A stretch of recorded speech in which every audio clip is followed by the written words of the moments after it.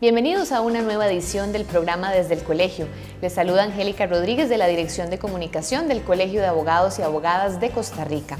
En esta ocasión me acompaña el licenciado Raúl Guevara Villalobos, con quien vamos a conversar sobre los instrumentos jurídicos y el cambio climático. Pero antes de entrar en materia, permítanme presentarles a nuestro invitado especial.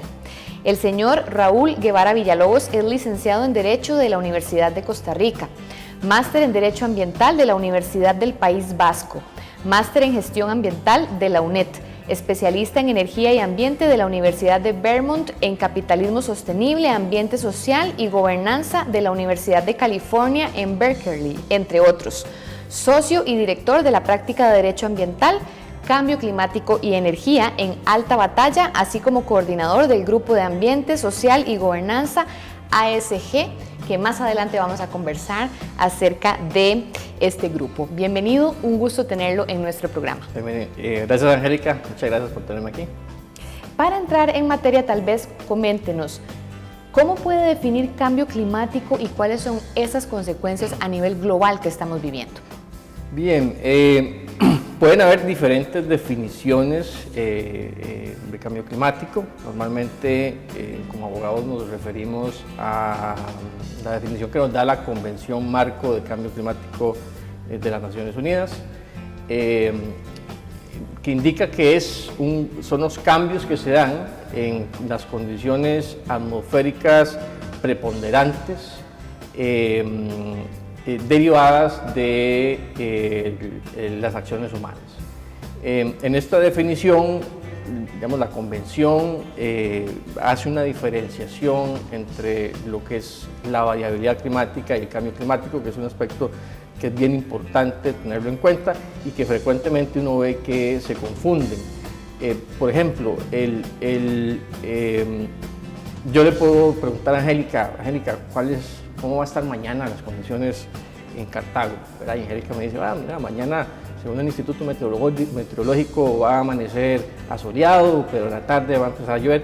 A eso nos referimos como el tiempo, ¿no? Es decir, es cuando los factores ambientales, atmosféricos, los logramos establecer para una unidad precisa de tiempo en un espacio determinado.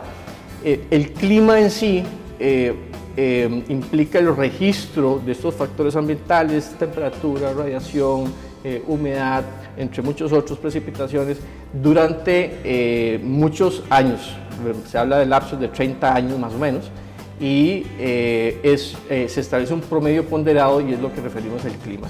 Este clima tiene variaciones que son absolutamente normales. El clima está cambiando constantemente, y entonces tenemos estos promedios que además con picos y con, digamos, picos máximos y mínimos, ¿no? Cuando estos máximos y mínimos y estos promedios varían, ¿ya? Y para eso necesitamos registros de al menos 30 años, es cuando hablamos que hay cambios en el clima. En la Convención de Cambio Climático, recordemos que incorpora esta definición a partir de estudios científicos, básicamente de un primer informe que elabora el panel intergubernamental de cambio climático en el 90. Bueno, y estamos viendo esas variaciones, y yo podría decir que hasta grandes variaciones. Quizá años atrás era más fácil, entre comillas, predecir cómo iba a estar el clima, decía el licenciado, en Cartago, en Heredia, en Alajuela, en Guanacaste, y ahora no. Ahora vemos que, ¿verdad?, que son cambios hasta bruscos, de que amanece lloviendo y después sale el sol, y viceversa, cuando amaneció soleado, ¿verdad?, luego llueve en la tarde, y decimos, o hemos escuchado la frase que se dice, es que el tiempo está loco, ¿verdad? Y no es el tiempo, son nuestras acciones las que han provocado estos cambios, que bien usted lo indicaba. Tal vez coméntenos cuál es el contexto histórico. ¿Cómo es que se produce este cambio climático que venías conversando? Bien, como decíamos y como bien indica la definición, hay una asociación de estos cambios con las acciones humanas, ¿no? Básicamente es con la revolución industrial, ¿verdad?, que la humanidad empieza a producir más, hay procesos productivos más acelerados, se busca mayor eficiencia, hay desarrollo de máquinas, se busca otras fuentes, y para eso se requiere otras fuentes energéticas que permitan aumentar esta producción. Cuando uno, digamos, estudia las transiciones energéticas, es bien interesante ver cómo, digamos, a inicios de la revolución o en la etapa preindustrial hay una fuerte dependencia de la biomasa, en menor medida del carbón, principalmente del carbón, digamos, de la leña, y conforme va avanzando empieza la humanidad a requerir, digamos, de un mayor poder calórico, y entonces ahí es donde empezamos a utilizar el carbón. Ya para 1850 más o menos el carbón está en el tope, digamos, de los recursos energéticos, y así se extiende durante la segunda mitad del siglo XIX e incluso casi que la primera mitad del siglo XX.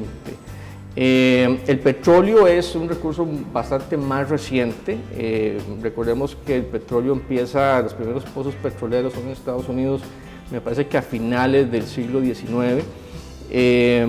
Sin embargo, es con el vehículo, y principalmente cuando Henry Ford lanza el modelo T, que además, bueno, implicó un cambio significativo en las formas de producción, que empieza a utilizarse más derivados del petróleo, ¿no? Principalmente la gasolina en ese momento. Anteriormente Carl Benz utilizaba el queroseno en un vehículo que tenía para finales de los 1800, pero luego vienen las guerras y ahí se intensifica todavía más el uso del petróleo, y luego en la posguerra pues con otros usos, con la petroquímica, con la globalización también, el aumento del transporte. Eso hace que el petróleo llegue a su, digamos, cúspide a nivel de los años 70 del siglo pasado, todo esto pues es carbono que se liberó en el ambiente, son las emisiones que llamamos de gases de efecto invernadero, y que algunas se han almacenado, se almacenan en nuestra atmósfera. Hay sumideros también de carbono, ¿verdad? Nuestros bosques son grandes pulmones y sumideros de carbono, pero así es como, digamos, ha venido evolucionando hasta que más o menos en los años 70 empieza a advertirse de la situación. Me parece que en el 78-79 se hace el primer congreso mundial sobre cambio climático, y se advierte, se lanza una alerta sobre el tema. A partir de ahí se viene trabajando. En el por ahí el 88 creo que es que se crea el panel intergubernamental entre el Programa de Naciones Unidas para el Medio Ambiente y la Organización Meteorológica Mundial, que lanza el primer el informe en 1990, y que es la base sobre la cual se trabaja la Convención de Cambio Climático del 92 en Río. Más o menos es el contexto histórico. ¿Cuál es la situación actual de la matriz energética en Costa Rica? Vamos a ver, es difícil decir al 2023 porque al menos no conocemos de datos públicos de los últimos años. Lo que tenemos es el Inventario Nacional de Gases de Efecto Invernadero, que fue publicado en diciembre de 2021 y que viene con datos del 1990 al 2017. Entonces, según este inventario, el sector energético es el principal generador de gases de efecto invernadero, tiene una contribución, según el inventario, me parece que ronda el 55% de la totalidad de los gases de efecto invernadero que genera Costa Rica. Dentro del sector energético está incorporado el transporte, porque claro, utiliza combustible, hidrocarburos para generar la locomoción de las unidades de transporte, y este representa el 75% del sector energético. Entonces el transporte, se dice, es el principal digamos, sector que tenemos que atender. Ahora es importante sí diferenciar lo que es la matriz energética de la matriz eléctrica, ¿no? Porque es ampliamente conocido que la matriz eléctrica costarricense es bastante limpia. Prácticamente anda, creo que el año pasado estuvo en un 98.6%, 4% de generación con fuentes renovables. Ese 1 punto y resto por ciento se utilizó térmica principalmente en la época seca. Esto hace que justamente los planes que tenemos de mitigación vayan dirigidos a atacar este sector de transporte, y es lo que se ha llamado la fase 2 de la transición, porque ya Costa Rica, el mundo en realidad está luchando con esta primera fase, que es en la generación de energía eléctrica, cómo hacerla con fuentes renovables. Ya Costa Rica superó eso y tenemos que entrar en esta segunda fase de cómo descarbonizar otras áreas de la economía como el transporte. ¿Cuáles cree usted que son los instrumentos jurídicos que pueden ayudar a transicionar hacia una economía verde, justa y equitativa? Lo veremos luego de nuestra pausa comercial.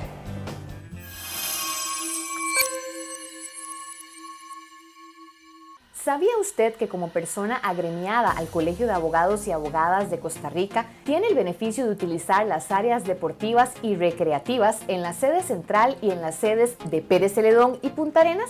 Como agremiada o agremiado de la institución puede utilizar el gimnasio biomecánico, las canchas de tenis, canchas de fútbol, gimnasio multiuso, piscina, entre otros. Aproveche las distintas instalaciones deportivas y recreativas que le ofrece nuestra institución e incluso le invito a incorporarse a uno de los equipos que pertenecen al colegio. Mejore su bienestar y calidad de vida practicando el deporte de su preferencia. Asimismo, las personas agremiadas pueden participar en distintos grupos como atletismo, yoga, tenis, natación, adultos mayores, fútbol sala masculino y femenino, baloncesto masculino, fútbol desde los 25 y hasta los 60 años, entre otras disciplinas deportivas. Para más información puede consultar a través de los medios que aparecen en pantalla.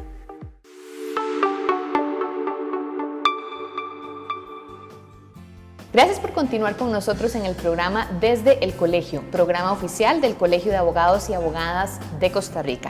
Me encuentro conversando con el licenciado Raúl Guevara sobre los instrumentos jurídicos y el cambio climático.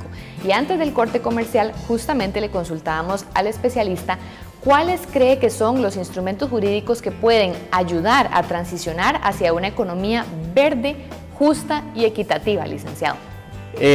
Bueno, definitivamente una buena pregunta. Primero que tenemos un marco internacional, digamos, el que hemos venido trabajando y el que hemos venido tratando de implementar. Dentro de eso tenemos evidentemente la convención, me he referido anteriormente, el marco de las Naciones Unidas sobre el cambio climático, que recordemos que esta convención, lo importante fue que hubo un consenso de que había una situación que hay que entender y atender, y sin embargo no estableció compromisos para los países.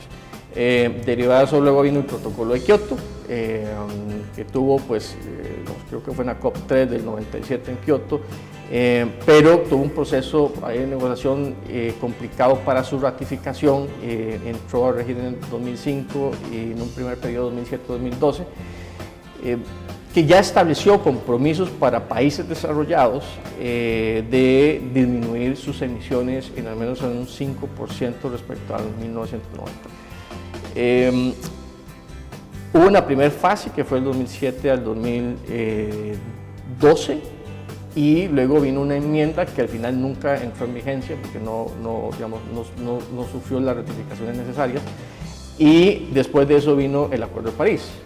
En este momento el Acuerdo de París es posiblemente el principal instrumento internacional que ya estableció, ¿sí?, compromisos a los estados, donde básicamente cada estado va a indicar cuáles son sus compromisos bajo un principio de responsabilidad común pero diferenciada, ¿no? Es decir, cada estado tiene su responsabilidad en esta situación de generación de emisiones y tiene que asumirla según su aporte, ¿no?, el aporte que haga. Y entonces ahí hay un instrumento que es muy importante, que son sus siglas en inglés, las NDC, que son las contribuciones determinadas nacionales. Es decir, cada país hace un análisis, tiene su diagnóstico y determina cómo va a hacer la reducción de emisiones para cumplir con la meta del Acuerdo de París de que no haya un aumento de la temperatura de más de 2%, ojalá 1.5%. Entonces, las NDC en Costa Rica es un instrumento, básicamente es el norte, es la guía que tenemos. Las NDC tiene 13 ejes, donde hay 160 y resto, digamos, de programas de acción para diferentes sectores, donde nosotros evidentemente hemos identificado, por ejemplo, transporte es uno, también está agricultura, está residuos, está todo el tema de financiamiento, que en el Acuerdo de París también es una parte importante y ha sido un elemento fundamental en las últimas negociaciones. Pero también está la adaptación, ¿verdad? Un tema importante que introduce el Acuerdo de París es adaptación. Y aquí Costa Rica es un país que tiene riesgos climáticos importantes, puede sufrir y sufre la variabilidad climática, que exacerbada con el cambio climático podría tener efectos o va a tener efectos que son relevantes y que hay que atender. Entonces, ¿cómo financiar las obras que hay que hacer, los programas de adaptación, la conectividad de áreas silvestres protegidas, etcétera? Es un aspecto que se aborda en estas conferencias de las partes. La CNDC, decía, es un instrumento muy importante. Y luego tenemos el marco jurídico ya local, nacional, la Ley Orgánica del Ambiente, que si bien no establece referencias explícitas a temas de cambio climático, sí en la parte de aire hace una referencia a atender las gases de efectos invernaderos, básicamente para proteger la contaminación del aire. Por ahí la Ley de Gestión Integral de Residuos también establece alguna disposición sobre el buen manejo de residuos para evitar emisiones al aire, similar en la Ley de Suelo. No tenemos una ley marco de cambio climático, pero al menos, y además de la interpretación del bloque de constitucionalidad, hay una nueva tendencia a hablar de si estos temas de cambio climático son derechos humanos o no. Nos da pie para integrar el ordenamiento jurídico y poder tener herramientas para poder ejecutar acciones. Licenciado, con base en lo que nos conversa, ¿cree necesario introducir algunas mejoras legales sobre los instrumentos jurídicos en la atención del cambio climático? Sí, creo que sí es importante. ¿Cuáles serían esas mejoras? En términos generales, digamos, yo soy de un ámbito donde nos gustan las cosas un poco, algo desreguladas en realidad, pero aquí sí hemos evidenciado que es importante ordenar la normativa ambiental, por un lado, pero también sí hemos visto que la carencia de un instrumento propio ha limitado algunas acciones. Y aquí, por ejemplo, hablo en temas de financiamiento, que es algo en lo que trabajamos. Digamos, los mecanismos tradicionales de financiamiento no responden a las necesidades de inversión que se necesitan tanto para mitigar como para hacer acciones de adaptación. Entonces, ¿verdad? Vemos que no hay flexibilidad para algunos instrumentos que existen. Y también hay muchos desincentivos, ¿verdad? Algo que es tremendamente discutido, al menos en este ámbito, es las reformas fiscales, ¿verdad? Si nuestro sistema tributario depende casi que en gran parte de los ingresos que tiene el Estado, dependen de tributos, de actividades que generan dependientes del carbono, ¿verdad? ¿Cómo transicionar eso para desincentivar esas actividades e incentivar actividades que sean, digamos, limpias, por decirlo de alguna manera? Licenciado, y disculpe que lo interrumpa, incentivar, por ejemplo, la compra de vehículos eléctricos, pero uno ve el costo de un vehículo eléctrico versus un vehículo no eléctrico y son en algunas ocasiones, o no sé si en todas, mucho más costoso adquirir uno eléctrico. Entonces ahí se desincentiva nuevamente, algo que debería más bien ser en viceversa. Y eso que tenemos una ley que digamos, sí busca eso. Sí, en tema de impuestos. Importantes, sí. Pero, digamos, por otro lado se discute si es necesario un desincentivo a compra de vehículos de combustión interna, ¿no? Ese es todo un tema. Y es todo un tema, claro, porque afecta evidentemente la recaudación, afecta de ciertos sectores, otros se van a ver beneficiados, y ese es otro tema, ¿verdad? Cómo transicionar y cómo esas afectaciones a ciertos sectores que actualmente dependen de desarrollar actividades de una economía muy carbonizada, cómo hacer una transición más justa, ¿verdad? Que tenga un efecto menor. Licenciado, se nos agota el tiempo, pero quisiera hacerle una última consulta y es la siguiente. ¿Qué son los criterios ASG, ambiente, social y gobernanza? Tal vez muy resumido para que luego por favor nos haga una reflexión final acerca de este importante tema que venimos hablando el día de hoy. Bueno, estos son unos, vamos a ver, una especie de criterio. Esto depende en realidad de dónde estemos hablando. En Europa tiene un desarrollo, Estados Unidos tiene otro desarrollo, Latinoamérica tiene también su desarrollo particular. En Costa Rica se ha venido hablando, digamos, tradicionalmente sobre responsabilidad social corporativa, luego, digamos, luego ha trascendido a sostenibilidad y más recientemente a estos ambientes social y gobernanza. Y es una forma en que las empresas, digamos, están rediseñándose. Y aquí hablamos ya, digamos, de la actividad humana generadora de riqueza, por decirlo de alguna manera, de la producción, de cómo se está rediseñando para adaptarse y para tener claramente identificados cuáles son sus riesgos ambientales y sociales y cómo atenderlos adecuadamente. Porque digamos, la teoría indica, y hay, digamos, cierta evidencia que se ha venido recabando, que las empresas que tienen dentro de su propósito corporativo dar un valor a la sociedad, a las partes que se llama partes interesadas, sociedad civil, a sus inversionistas, a sus accionistas, a sus trabajadores, colaboradores, tomando en cuenta todos sus impactos y riesgos en temas ambientales y sociales, son empresas que logran cumplir sus propósitos a largo plazo y que además no solo retribuyen digamos, a sus accionistas o a sus inversionistas con utilidades importantes a largo plazo, sino que además logran crear bienestar y riqueza en la sociedad. Entonces, digamos, ahí depende de donde estemos, es algo que está más enfocado en el sector financiero, digamos, en Estados Unidos, en empresas públicas, principalmente que cotizan en bolsa, ya hay regulaciones, principalmente en temas de cambio climático, en reportería, por ejemplo, de efectos relevantes que tienen de su operación, que tienen las empresas